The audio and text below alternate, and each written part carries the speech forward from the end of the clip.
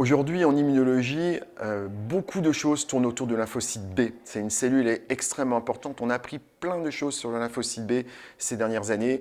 C'est une cellule évidemment dans les maladies auto-immunes qui secrète des auto-anticorps.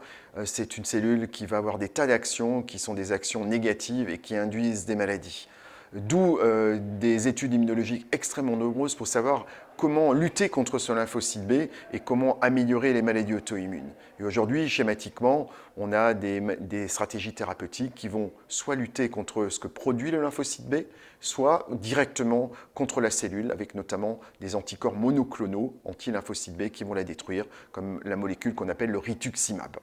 Donc, que faire avec le lymphocyte B en pratique quotidienne? Parce que c'est de l'immunologie, le praticien est un peu perdu, c'est de la science et tout. Mais en fait, en pratique quotidienne, vous êtes confronté au lymphocyte B dans deux situations en pratique. La première, c'est quand vous allez essayer de faire le diagnostic de maladie auto-immune, vous allez donc demander à votre biologie des auto-anticorps.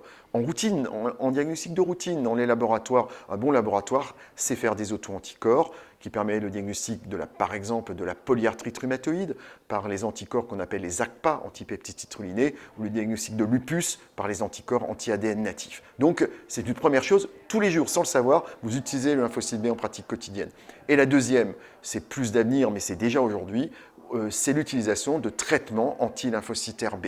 Les traitements biologiques, les biomédicaments, luttent et détruisent le lymphocyte B. On le fait dans les cancers du lymphocyte et lymphomes, mais on le fait dans les maladies auto-immunes aujourd'hui, dans la polyarthrite rhumatoïde et dans d'autres maladies auto-immunes. Là aussi, donc, on peut utiliser, vous ne le ferez pas au cabinet, mais dans les bons centres aujourd'hui, on utilise des stratégies anti-lymphocyte B. C'est très important et très efficace.